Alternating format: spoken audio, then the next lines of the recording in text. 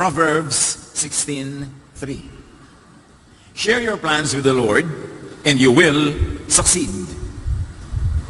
We all want success. People need success. But there is a path, there is a way to success. There are multipliers of success. Ano ba ang nagpaparami sa mga tagumpay, nagpapaganda, at kung minsan nagpapadali? Lord, thank you that you're the God of success. And we pray that you're going to enlighten us, teach us more, give us deeper, higher, wider understanding of the methods to be successful in life. Nawa Panginoon, kayo po ang mangaral sa amin mga profesyon, sa aming spiritual growth, sa aming emotional life, family life, lahat ito, Panginoon, turuan mo kami upang maging matagumpay. Mabunga, all for your glory. We thank you, Father, asking you to be our speaker. In the name of Jesus, your Son, our Lord. Multipliers of success. True spirituality, true godliness should lead to a very fruitful and a very successful life, because Jesus says, I came that you might have life and have it abundantly, have it to the fullest. It is the intention of God through Jesus that we all become very fruitful and successful. But one multiplier of success is knowledge. Karunungan, kaalaman. Outstanding education is very important, which could be informal or formal. May mga merong formal education, they go through schools, through various ways of learning, pero marami ring informal ways to be knowledgeable. To observe, to learn from the experienced, to learn at the seat of masters, lahat yan, education. Proverbs 4:5-8, get wisdom, get understanding. Do not forsake wisdom, and she will protect you. So mahalaga, natututo. Kaya mahalagang nag-aaral hindi lang sa mga formal teachers, kundi sa ating elders, sa ating co-workers. At sabi nga ng desiderata, even the dull and the ignorant, they too have their story. Lahat may maituturo sa atin. Kahit yung itinuturing ng iba na hamak, mababa ang kalagayan sa lipunan, pero kung specialization niya ang isang bagay, lagi yun ang ginagawa niya, marami tayong matututunan sa kanya. So get wisdom. Always learn. Which is important, be teachable. Be willing to be told, to be corrected, to be taught, to be tutored, to be guided, to be taken by the hand. Dapat wag laging mag-alam-alaman. Marunong tayong manahimik para makinig sa marunong, at nang lalo tayong maging marunong. Proverbs 3:1-2, my son, do not forget my teaching, for they will bring you prosperity. Hindi magic na pag tinuruan ka, magkakaroon ng prosperity. But you're able to eliminate right from wrong. You're able to minimize mistakes. You're able to maximize correct deeds and decisions, which of course would lead to prosperity. Mahalaga ang tao marunong. Meron ng dalawang nag-uusap Nagmamagaling yung isa. Sobrang magturo, sobrang magyabang. Ang dami-dami niya kasing napag-aralan. At sabi ng kausap niya, if you're really smart, why are you poor? Hindi nakakibo. Kasi dapat ang galing-galing mo, di dapat maluwag ang buhay mo. Dapat kumikita ka, marunong kang magparami ng mga binibigay sa'yo ng Diyos. Galing-galing mo magturo dyan, tapos wala ka makain. So dapat marunong tayong makinig. Hindi yung kung marami tayong academic units, kala mo kung sino na tayo. Proverbs 24:3-4, by wisdom a house is built. Through knowledge, its rooms are filled with rare and beautiful treasures. Pag daw ang tao ay mahusay talaga, sunod-sunod ang ginagawa niyang tama, inevitably, giginhawa siya sa buhay, magkakaroon siya ng mga magagandang bagay sa buhay. Kasi ang talino, nakakapagpayaman. Of course, that is applied knowledge and wisdom. Meron naman kasi ang galing sa teorya, pero hindi applied. Ang nagkakaroon ng ginhawa sa buhay, yung ina-apply yung karunungan to productive endeavors. Endeavors that bring about fruits that you will need in your life. Ecclesiastes 7:12, wisdom is a shelter as money is a shelter. But the advantage of knowledge is this: wisdom preserves those who have it. So meron daw na ang kayamanan niya ay karunungan, shelter yan. Kanlungan yan sa buhay. Meron naman ang kayamanan niya ay pera talaga, shelter din yan. Pero iba na daw yung marunong na, yung mayaman na marunong pa. Kasi yung mayaman na marunong ang mananatiling mayaman. Pero yung yumaman na hindi marunong, babalik sa kahirapan yon. Kailangan marunong ka mag-preserve ng wealth. Kaya may mga one-day millionaires, mga biglang yumaman, mahirap uli next week. Kasi hindi sila marunong, mayaman lang sila. Pero yung hindi mayaman na marunong, yayaman yun. Kaya between yan naliligaw sa'yo, ang yaman-yaman, tapos walang alam. Nagmamana lang pala. Maululusta yun, mauubos yun. Meron naman, walang kayamanan, pero madiskarte. Yun, ang mas meron kang future dun. Because wisdom makes and preserves wealth. Do not equate poverty with spiritual growth and development. Hindi mo sasabihin, kasi, kaya ako pobre, kasi makadiyos ako kasi spiritual ako. God wants you to be prosperous. Pero hindi instant, hindi magic, hindi nadadaan sa kadadasal, kaayuno, o kahiling. May way. Yan ang pinag-aaralan natin. What is your way to progress? What are the multipliers of success? Kahit yumaman yung fools shorten their mayaman status. They cannot be mayaman for long pagka hindi sila marunong. Hosea 4:6, my people are destroyed from lack of knowledge. Nakakasira talaga ng buhay ang kawalan ng karunungan at kaliwanagan. At ang tao hindi dapat tumitigil mag-aral. Meron ako isang kilala, pabuti na niya sabihin, pwede na ako umuwi, may natutunan ako. Kasi everyday, ang goal niya, may matutunan. Kahit matuto ka sa labandera kung paano magkusot, may natuto ka sa isang baker kung paano magpaalsa ng tinapay, may natutunan ka, yaman ng yaman yung utak mo, hinahanda mo yan for productivity, which could lead to prosperity. Another multiplier of success is significant specialization. Kailangan hindi sabog. Kailangan hindi kalat. Meron nagsasabi, huy, dapat maging national scientist ka. Dapat maging national artist ka. And the answer is, yung mga ganyan, dapat teenager ka pa, may ginagawa ka na para magpunta ka doon sa ganong award. Kasi hindi pwedeng 40 na, 50 na, tsaka ka pala magsisimula. Lifelong work para maging national anything. At dapat nakafocus ka. Gusto mong maging national artist, puro arts ang kakainin, gagawin, ipuproduce mo for the remaining siguro 40 or 50 years of your life. Pero kung may konti kang arts, may konti kang science, may konti kang ganito, tapos nagpamilya ka, bumuhay ka ng mga anak, hindi ka magiging national artist or anything. Nakafocus ka talaga dyan. In other words, if you really want it, you have to angle for it early on. Kasi hindi pwedeng biglang mangyari yon. Bunga yon ng lifelong work. So, to have a significant specialization in life, know your natural giftedness, then specialize on them. Ano ba talaga yung likas mong galing? Doon ka mag-specialize kasi doon ka magiging first class. Pwedeng mangopya ka, kopyahin mo yung career ng iba, pwede naman maging achiever ka rin doon, pero baka third class, second class, not first. You can only be first class when you're true to yourself. So mahalaga, bata pa lang, inaalam mo na ang galing mo. Kaya, nung araw, ewan ko ngayon, kung uso pa yan, pag fourth year high school ka, or its equivalent, may mga aptitude tests na ginagawa para malaman mo kung anong kurso sa kolehiyo ang pinakabagay sa'yo. O kung hindi ka bagay magkolehiyo, kasi may ibang bagay pala para sa'yo. Yung iba no, kasi hindi naman pang kolehiyo sila tapos pinipilit magkolehiyo, may pala iba yung daling.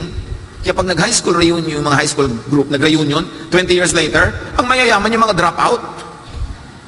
Yung mga kulelat, mga bulok tutorial, mga dishonorable mention, karamihan yun ang mayaman. Bakit? Kasi sa pagda-drop out nila, doon nila nasundan kung ano talaga ang galing nila. Ang galing niya pala mag-welding.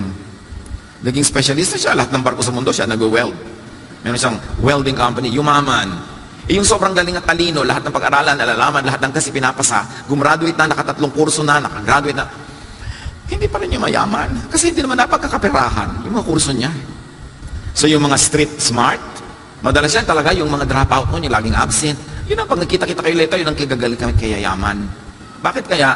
Kasi napilitan silang sundin na lang kung anong natural talent nila kasi hindi nila ma-afford to pursue an academic program in their lives. But not all ha. May mga sinundan yung academic life nila na umasenso rin at marami rin nangyari sa buhay. Pero mas marami yung kandidatong humusay ang kabuhayan dun sa mga hindi masyadong academicians. Kasi naman ang mga school natin, ang gino-glorify, yung nagiging honor yung pumapasa yung mga obedient, di ba? Pag may award ka laging most obedient, most polite, most punctual, hindi na pagkakaperahan yan. Eh siyempre, ang gusto ng school, under control ka, kaya lalagyan ka na maraming medalya pag di ka kumikibo. Pinakamaganda ang posture pag nakaupo. Di ba? Pinakapo, opo. Pinakamagaling maglinis sa mga desk. Lagi ka siyempre uutuin ng mga school, lalagyan ka ng award para lagi kang mabait-bait at dali-dali mo makontrol. Pero sa totoong buhay, mahirap maging productive pagka lagi ka lang sunod-sunuran. Pag hindi ka creative. Kasi ang gumagaling yung nakaka-invento ng mga bagong rules sa buhay, hindi laging sunod lang ng sunod.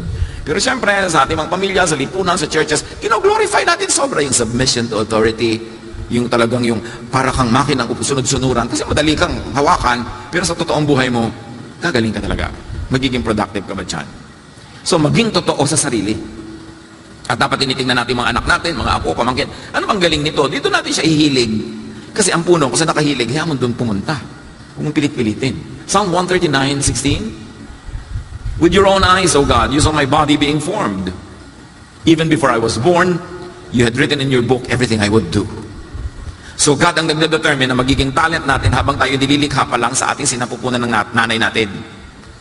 At dahil Diyos ang nag-decide kung ano magiging talent mo, siya na rin nag-decide kung anong tatahakin mo landas, doon ang assignment mo. At pag wala ka sa iyong assignment, mahirap mag-excel. Pag hindi ka talaga para doon, importante. So start early. Be consistent. Para may mangyari, kailangan meron kang specialization. Be faithful to your nature. Because when you are true to yourself, ang pinag-aaralan mo, yung talagang gusto mo. Ang ginagawa mo, yung talagang gusto mo, then you will not work. All your life, you will play.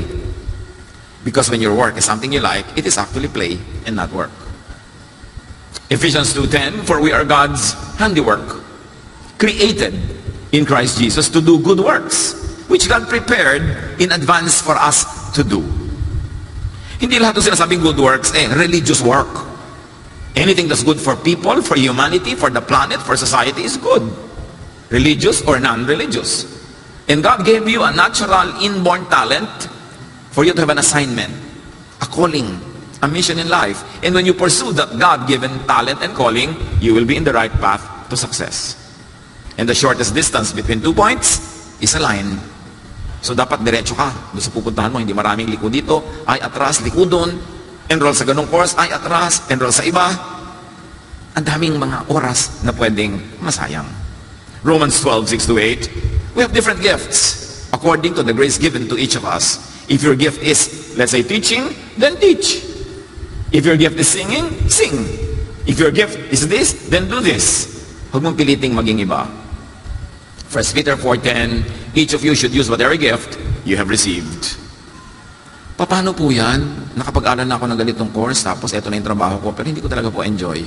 Well, habang hindi ka papatay, pwede ka pa mag-change ng career. Kung 5 taon na lang po ang natitira sa buhay ko, lalo na, 5 taon na lang pala, huwag mo na sayangin, mag-change ka na ngayon. Kasi next year, 4.5 na lang yan. Kahit putri na lang, kahit huling hininga mo na, pumunta ka doon sa tama mong lugar para doon ka man lang mamatay. Huwag mo sabihin, tagal na po ako dito mataas na ang posisyon ko. Mataas nga ang posisyon mo, masaya ka ba? Kung hindi ka masaya, you cannot be your best. Dapat doon ka sa kung ano ka. Hindi yung tinutula-tula ni Shakespeare sa Sonnet 29, tukol sa taong kinakainggitan. Sabi niya, desiring this man's art or that man's scope with what I most enjoy, contented least.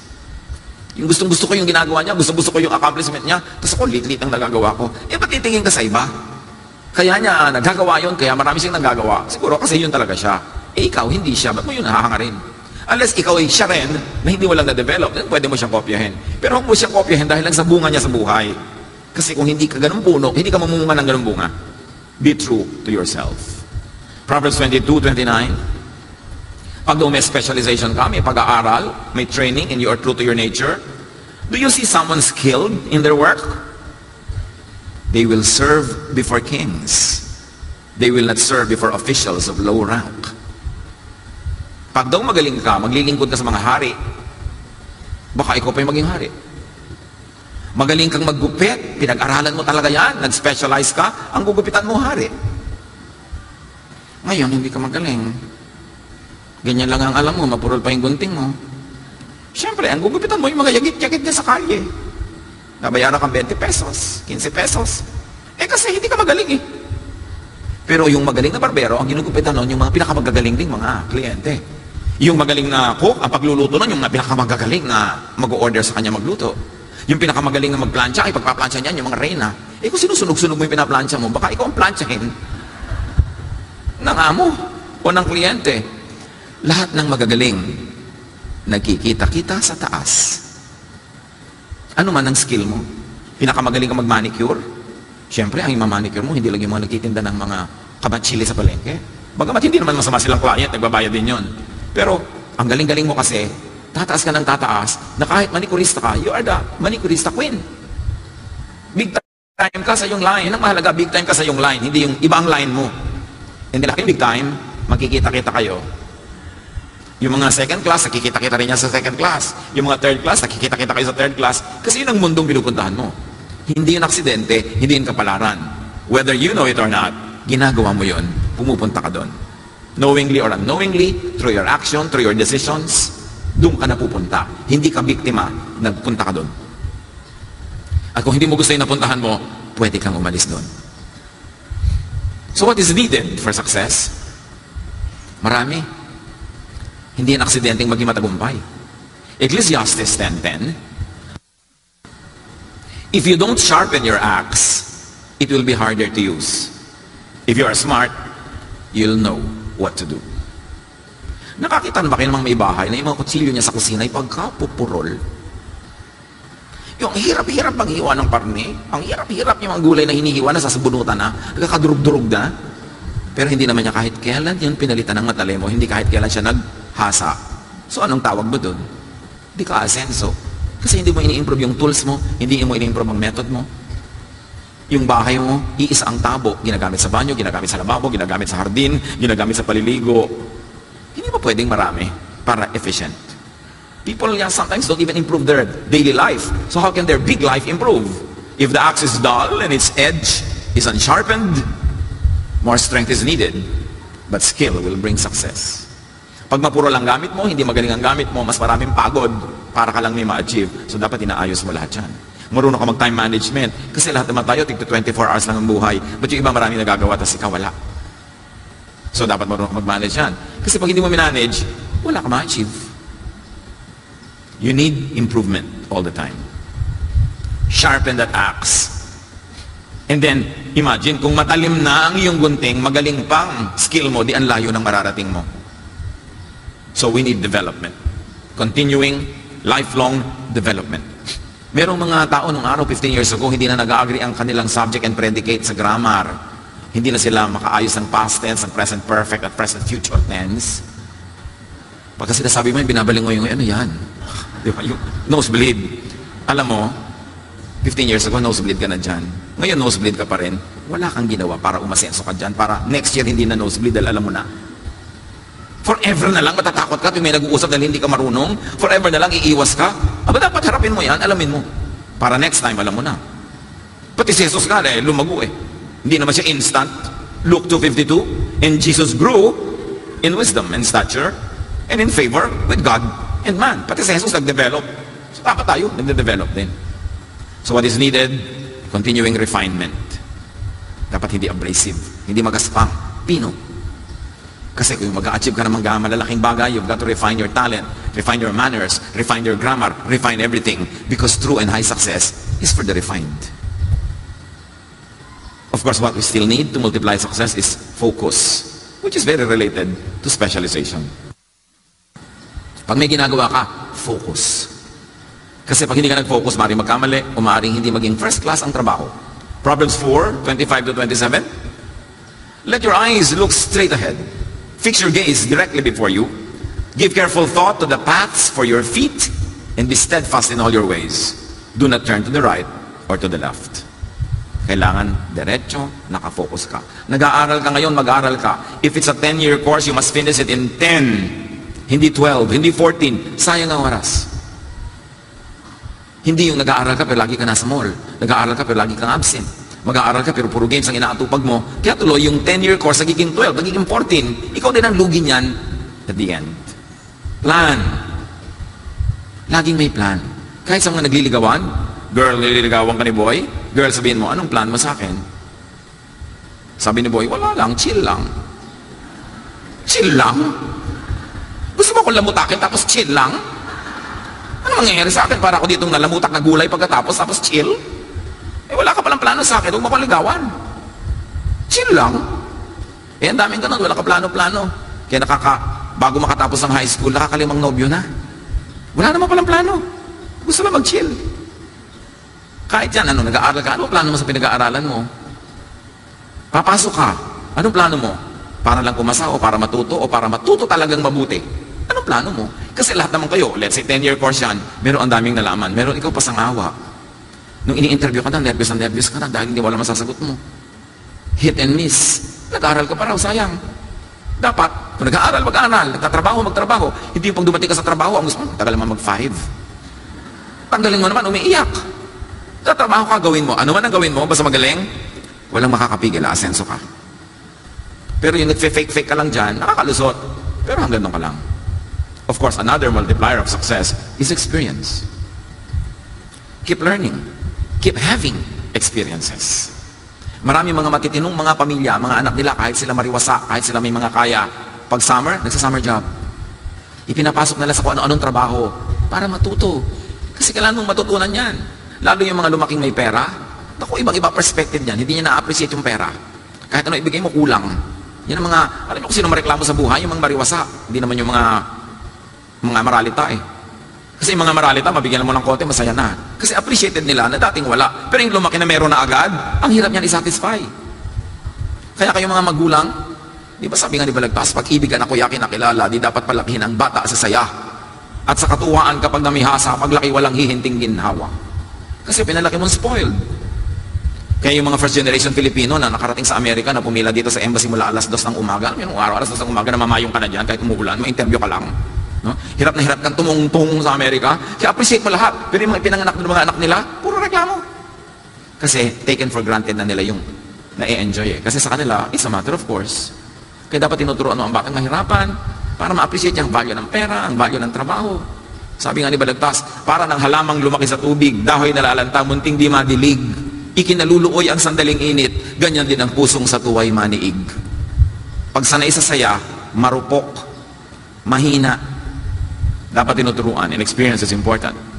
Job 12:12, is not wisdom found among the aged? Does not long life bring understanding? So mahalaga, turuan ng mga bata ngayon to listen, especially to the aged. Akala nila pagka matanda, makulit, paulit-ulit. But you know, experience is still the best teacher. And you take time to accumulate experience. So listen to others. That's very, very important. Past and experience, not promises about the future. Ang mahalaga sa tao, pag ini-interview mo, past, hindi future. Alam mo yung mga beauty contest answers, what will you do if you won $1 million? Ang dali naman bulahin kung anong gagawin mo dun eh, di ba? Pero pag tinanong mo, with the money that you already had, what did you do with it? Yun ang mas totoo. Yung ano nang ginawa niya, hindi yung ano yung gagawin niya kung, kasi madaling inventuhin yung kung. It means experience is really what matters. 2 Chronicles 2:7, send me therefore a skilled and experienced person to work. Yun ang mahalaga. Anong karanasan? Anong ginawa? Importante yung mayaman ng karanasan. So dapat willing ka mahirapan. Yung hindi laging ginhawa, hindi laging comfort zone. Because the world and life is not a big comfort zone. Maraming discomforts. And another very important multiplier of success is communication skills. Related to what we were saying about predicate and subject, no matter what you do, it's important. Napakahalaga noon. Yun lang, napakayaman at napakamakapangyarihan ang pwede mag-break ng grammar. Eh mga kapatid, pag may nakita kayong isang word saan nyo man nabasa na hindi nyo alam ang meaning, Google nyo, mag-dictionary kayo, hanapin nyo. Huwag kayong pumayag na may nakita kayong word, tapos papalampasin nyo lang na hindi nyo inalam kung anong kahulugan nun. Kasi magkikita pa kayo uli nun. Paulit-ulit. Kasi hindi mo pa rin siya kilala, ikaw ang lugi doon. Yung hindi marunong magsalita, lugi sa buhay. Yung matalino, tapos hindi marunong magsalita, daig ng walang kaalam-alam, pero kaya ganda magsalita. Exodus 4:10, nung tinatawag ng Diyos si Moses for a big mission, Moses said to the Lord, pardon your servant, Lord, I have never been eloquent. I am slow of speech and tongue. Tinatawag ka ng Diyos sa mission, sasabi mo, hindi po ako magaling magsalita. Sige, tawagin mo yung kapatid mo, siya ang spokesman. Pero hindi ka makakalusot, ikaw pa rin ang papagawain ko nito. So dapat inaaral, hinuhusayan ang pagsasalita. Hindi lang correct grammar, tamang korte, magandang bitaw. Hindi pag nagsalita kami naiinis. May nagagalit sa iyo, pag nagsalita kami, lumalayo ang loob. It's important to be liked and to be likable. For you to succeed, you will need people's help. And people help those they like. And if you are not likable, no matter how talented you are, people will not help you, you will not succeed. Learn and keep on learning good graces, especially good communication skills. Huwag mo sabihin, hindi mo favorite subject yung English, yung literature, kasi kailangan mo yan sa buhay. O anumang language, kailangan mo yun. Magtatrabaho ka, magnenegosyo ka sa Cebu, magaling na mabuti ka na magbisaya doon para pag nandun ka, nagka-Cebuano ka, mas madami bumupo ka sa pinto. Kung saan ka man pupunta, aral ang tao, huwag kang tamad. Proverbs 25:11, a word fitly spoken is like apples of gold in a setting of silver. Pag daw maganda ang bitaw ng salita, maganda ang choice of words, maraming magagandang nagaganap. Merong isang tao, bata-bata pa siya, may tumulong sa kanya sa probinsya na isang lalaking may edad na mukhang may kaya sa buhay. Pero tinulungan lang siya, dinulungan to siyang tulungan. Itong tinulungan, nag-iisip, babayaran ko ba ito? Kasi tinulungan niya ako, alangan man kung may kaya siya, ipresyon ko na libre. Pero pag tinanong ko naman kung magkano, baka may insulto. So ano itatanong mo ito? Sir, magkano po ang service nyo? Tinulungan lang ako kita, hindi naman ako naniningil, baka may insulto pa ako, di ba? Pero pag hindi ka naman bigla nagbayad at nag-thank you ka na lang, baka nun mainis siya na, ano, libre? So sabi nitong tao na to, paano ko po kayo mapapakonswelohan sa pagod nyo? O diba, agad daw. Ganon din yun magkano, pero hindi ganon ang sinabi mo. At sinabi mo rin by asking that na hindi ka nang titiway, pero paano ko po kayo mapapakonswelohan? Beautiful speech. Sabi ng matanda, yan, yung ngiti mo na yan na ang konsuelo ko. Ang ganda nang namagitan ng communication sa kanila. Pag ang mga tao, refinado magsalita, hindi pa daskol-daskol, hindi pa balang-balang, ang uwian, suntukan. Colossians 4:6, let your conversation be always full of grace, seasoned with salt, so that you may know how to answer everyone. Alam niyo nung araw, umabot pa ako rito, bagamat batang-bata pa ako. Pero may mga nag-uusap noon. Pag nagkilala sila for the first time, magpapakilala halimbawa si Andres Bukid. Andres Bukid po, pag-utusan po ninyo. Naks, di ba? Ang ganda, polite ng mapag-uusap ng mga tatanda natin noon. Pag ang nakausap mo Amerikano, pag-utusan po ninyo, uutusan ka nga. Kasi hindi nila alam na refinement na culture natin yun eh. Nung araw, makasabat na nga po, di man dapat. Ang polite. Sisingit ka sa usapan, di man dapat. Kaya marami tayong kantang kundiman. Yung, kundi man ako karapat-dapat sa'yo. Kung di man bagay sa iyong karikta ng aking pagdulog ng pag-ibig. Kaya kung di man kung hindi man. Ibig sabihin, napaka-apologetic, no? Yung pakonsuelo. Nung araw yung matatanda, pag-aabutan ng anak ng pera, hindi sa tunga, eto. Diba? Dahil nagnganga pa ang matatanda noon, sasabihin lang, panganga po. You depreciate what you're giving, hindi mo pinapalaki. Panganga lang. Pambato po ng ibon. Hindi naabutan mo ng mga pera. Para lang, huwag siyang magmukhang binibigyan mo talaga ng anything significant. Politeness will get you places. Dapat polite. Proverbs 22:11, one who speaks with grace will have the king for a friend. Maraming pinto ang bubukas kung mahusay ka at sincere, hindi lang bobola na magsalita. And when you deal with people, respect privacy. Observe some respectful distance. Respect their discretion. Para hindi ka parang bulldozer na pumapasok sa buhay ng may buhay. Huwag tanong ng tanong, huwag kurirat ng kurirat, marunong makiramdam, tahimik ka lang. So you will not be abrasive and you will not be found abrasive. And of course, you need for success a very wide social base. Sinabi na natin noon, people need help to succeed. So, the more people you are helping, and the more people who help you, the more chances of you together becoming more and more fruitful. Ecclesiastes 4:9-12. Two are better than one because they have good return for their labor. If either of them falls down, one can help the other up. But pity anyone who falls and has no one to help them up. Also, if two lie down together, they will keep warm. But how can one keep warm alone? The one may be overpowered, two can defend themselves. A cord of 3 strands is not quickly broken. Isa lang ibig sabihin, mas marami kang kaibigan, mas marami kang kapalagayang loob, mas matibay ang buhay mo. Mahulog ka man, may dadampot sa'yo, may gumulo man sa'yo, may katulong ka, may katuwang ka. So, ibig sabihin lang nun, have quantity of friends. It is important. Maraming mga hanap buhay, kailangan mo meron ka talagang wide social circle. Proverbs 14:20, the poor are shunned even by their neighbors, but the rich have many friends. And because of that, the rich become richer. Bakit yung poor are shunned by their neighbors? Hindi lang dahil poor sila. Yung poor na molestador, yung poor na laging nakahingi, yung poor na laging nangaabala, yung poor na, sabi nga ng matatanda, pag nailubog ang kamao, ilulubog hanggang siko. Pag binigyan mo ngayon, bukas nakaabang na. At pag binigyan mo uli, on the third day, automatic na yun. Bibigyan mo na siya lagi. Kaya iniiwasan tuloy. But to have many friends is important. So expose children to friendships. Expose sila sa mga kaibigan. Lumalaki silang may mga kaibigan. Mga matatalik na kaibigan na mula pagkabata, yan ang nagtutulungan later. Sa kanilang mga career, sa kanilang mga negosyo. Kasi gusto mo mag-supply ng pagkain sa 15 hotel. Biglang yung pinaka-F&B manager ng lahat ng hotel na yon, high school friend mo, di ba isang phone call lang yan? Everything being equal, you get the deal. Eh nung high school pala, inaaway-away mo. Hindi mo tinahatian ng turon. Kumakain ka ng turon, kain ka na kain, nanonood siya. Diba? Sabi niya, bullets day, I will giant you. Balang araw, paghihigantihan kita. So, siya ngayon yung general manager, naku, wala ka pag-asang makakuha ng deal doon. Kasi ang pangit ng record mo eh. Kaya mahalaga, mabuti ka makipagkapwa. Yung successful ngayon, hindi lang ngayon nangyari yun. Go back 10, 20, 30 years, nung pa lang, mga tama na ang pinagagagawa nito. Kaya umaani na siya ngayon. So, importante, mga magulang, ang napaka-importante yung pamana sa ating mga anak. It's a very beautiful and a very strong social network. Yung habang lumalaki siya, pinapakilala mo siya sa mga kaibigan mo, mga tito at tita niya, mga kakilala mo. Kasi mamaya, mga ano na rin niya yun. Supporter, helper, teacher.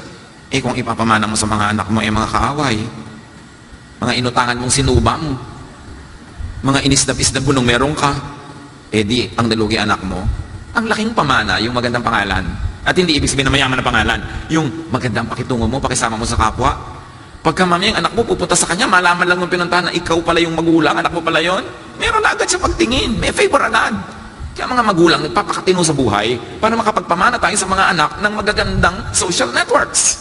Hindi man nila yung pakinabangan sa kanilang buhay, support nila sa kanilang emotional life, support nila sa kanilang social life, to make life happier and nicer. Yan ang magandang pamana. Pag iniisip natin lahat yan, nagtatanim tayo para umani kahit 30 years later. We need quality of friends, hindi lang quantity. Proverbs 27:17, as iron sharpens iron, so one person sharpens another. Pagka meron ka makakasama, magwi-weekend kayo, o isang maghapon, o 5 oras, ang tanong mo agad, can I help sharpen the person? Pag yes, good, then I can be useful. Ang tanong naman, will being with that person sharpen me? Pagka wala, sayang lang oras mo, wag na lang. Magchichismisan lang pala kayo. Yung mga kalaban niya, magiging kalaban mo rin, sayang ang oras. Wag na lang. Proverbs 12:26, the righteous choose their friends carefully, but the way of the wicked leads them astray. Proverbs 22:24-25, do not associate with one easily angered, or you may learn their ways and get yourself ensnared. Umiwas-iwas sa mga palaaway, mayayabang, kasi gulo ang kasunod ng buhay nila wherever they go. At kung kasama ka nila, madadamay ka. 1 Corinthians 15:33, do not be misled. Bad company corrupts good character. Huwag makisama sa mga mali-mali ang ginagawa. One of the biggest things we have to learn in life is to say no. Hindi ko gustong ginagawa niya, magulo ang buhay niya, iniayaya niya ako, ayoko. At kung ayaw mo, pag umayaw ka at magagalit siya, hindi magalit siya, pero umayaw ka. Kailangan marunong ka mag-no. Ang taong magiging malaya o mananatiling malaya ay mahusay magsabi ng no. Pag laging yes, alipin ka ng mundo. Dapat marunong ka mag-no. So, importante that we develop a beautiful social network. Hindi lang para natin pagkakitaan. Kasi yung surrounded ka by people who are achievers, people who are intelligent, people who are polite, that's already a pleasure in life. Napakasarap na ligaya na yun na walang bayad, na may mga tao sa mundo mo na masarap kausap, na nakakapagbigay ng magandang payo. Eh kung nakakapagtulungan pa kayo sa mga hanap buhay nyo, di lalong mabuti. So make and keep friends. Now you make friends and you keep friends. Sayang, friends mo na ng 30 years, nakipagtampuhan ka, tapos nakagalit kayo, sayang naman yung 30 years. Ano naman ang pinagtampuhan nyo, pinagkagalitan nyo? Is it worth it? Na itapon ang lahat ng pakikisama nyo sa isa't isa dahil lang doon? So keep friends. Proverbs 27, 9 to 10. Perfume and incense bring joy to the heart. And the pleasantness of a friend springs from their heartfelt advice. Napakasarap makatanggap ng payo na alam mong galing sa puso. Kahit yung payo, ipinapagalitan ka. Kahit yung payo, salungat sa gusto mo. Yung kaibigan mo talaga, maupo ka dyan. Itigil mo ang kagagahan mo. Yung, wow, friend ko talaga to, di ba? Gagadaw ako. Yung, kasi kaibigan mo lang magsasabi nun. Tigil mo yan. Hindi yung binobola-bola ka, kahit alam niya, papahama ka na, yes pa ng yes. So develop those type of friends. Friends who can tell you that you're stupid, straight-faced. And you won't be offended because you know it comes from a loving heart. Meron ba kayong ganong kaibigan? Yung hindi matatakot na sabihan kayo ng totoo? Yung iba naman kasi, pag sabihan mo ng totoo, hindi ka na makakautang. Hindi ka na ililibre. May mga taong gusto inuuto sila lagi, utuin mo na utuin, ang saya, ang ganda-ganda ng pakisama sa'yo. Maging totoo ka sa kanila, ipakita mo ang kanilang mga kapahamak na nag-aabang sa kanila, magagalit sa'yo. So, importante, may mga kaibigan tayong ganun, kahit 2 o 3 lang sa buhay, kahit isa lang, yung pwede magsabi sa'yo, I think what you're doing is stupid. Even if you were governor, even if you were senator, even if you were corporate leader, pag sinabi sa'yo yung kabalbalad niya, tumigil ka, value that. Kasi kung makapangyarihan ka, mayaman ka, yung sasalungat sa'yo, privately ha, hindi para ipakita sa iba na kaya kanya, yung sasalungat sa iyo, yun ang totoong kaibigan. Dahil may dahilan sa pagsalungat. So sabi sa Proverbs 27, do not forsake your friend, or a friend of your family. Better a neighbor nearby than a relative far away. Ang nakakalimutan na yata natin ngayon, yung tumanaw sa mga kaibigan ng magulang natin. Ang mga magulang na rin naman kasi ngayon, hindi na masyado nagsasabi, anak, may utang na loob tayo doon sa pamilya na yan. Anak, nung araw kami ng tatay mo, nung hirap na hirap kami sa buhay, bata pa kayo, tinulungan tayo nung tao na yun. Dapat ikinukwento nyo sa mga anak nyo. Para meron din silang pagtingin doon sa mga tumulong sa inyo. Do not forsake the friend of your family. Yung maging automatic kaibigan mo na rin yung anak nung kaibigan ng magulang mo. Lumalaki ang yung magandang social circle. May mga magulang naman baligtad. Ang tinuturo sa mga anak nila, anak, may utang na loob sa atin yung mga yan. Tinulungan ko yung mga yan. Yung puro ganun, yung mayabang tuloy yung mga anak. Pero imulat yung inyong mga anak sa mga utang na loob ng inyong pamilya doon sa kung sino ng taong karapat dapat tanawin. Iyon ay isa para maging totoo at kumpleto ang kanilang pagiging tao. Yung tumatanaw ka sa lahat ng mga tumulong sa iyo. Importante. Proverbs 19:4 and 6. Wealth attracts many friends, but even the closest friend of the poor deserts them. Everyone is the friend of the one who gives gifts. Hindi ito negative remark ha. Huwag niyo ito masamain. Sabi niya, pagpalabigay ka, totoo, marami kang kaibigan. Kasi syempre, we like people who give things, not people who take away things. So dapat marunong ka rin magbigay. Marunong ka rin magpakonsuelo sa mga tao. Part yun ng mabuting pakikipagrelasyon. And of course, another multiplier of success is very positive personality. These are all interrelated. Everything we have mentioned before is part of being positive. A pleasant personality. Huwag negative. Huwag yung laging nakakontra na wala naman dahilan. There are people who produce problems for every solution. May problema, bibigyan mo ng payo. Ang ilare-sila, another problema. Meron. Problema na naman. Sa Facebook nga, may nagtatanong sa akin isang Facebook pamangkin, Tito, ito yung problema ko. Sabi ko, ito yung answer ko. E paano po ganyan? Problema na naman. Sasagutin ko. Tapos pagkasabihin naman siya ng problema, so alam mo, kausapin mo sarili mo. For every solution I offer, you make a counter offer of another problem. Lulubog tayo ng lulubog dito. Makipag-usap ka sa anino mo. And I really tell them that, you know, naman. So, bakit po anong ibig niyo pong sabihin? Itanong mo sa bulaklak. Pati yan, tatanong mo pa sa akin, lahat na lang ibigay ko solution, may problema ka na naman eh, kasi gusto mo lang yata magka-problema. So dapat pleasant. Kung yung bigla-bigla tuloy-tuloy ang pagbibigay ng problema sa kapwa, walang katapusang tanong, mapapagod na tuloy.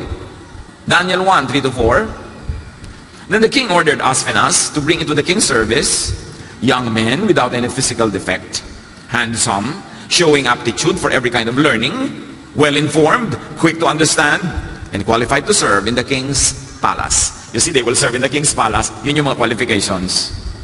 Kaya kailangan, ini-improve natin ang mga qualification natin para doon ka noon ma-assign sa mga magaganda, makapangyarihan, maunlad, at mga mariwasang kalagayan sa buhay. Kailangan meron kang gawin. And he was to teach them the language and literature of the Babylonians. Yung pala, kaya pinipili yung mga ganon, mahuhusay, tuturuan sila to become governors in behalf of the emperor. They were going to be taught the language of power. So dapat willing ka to learn. And last today, among many, another multiplier of success is time and chance, which the Bible also calls luck. Ecclesiastes 9:11. Here is something else I have learned. The fastest runners and the greatest heroes don't always win races and battles.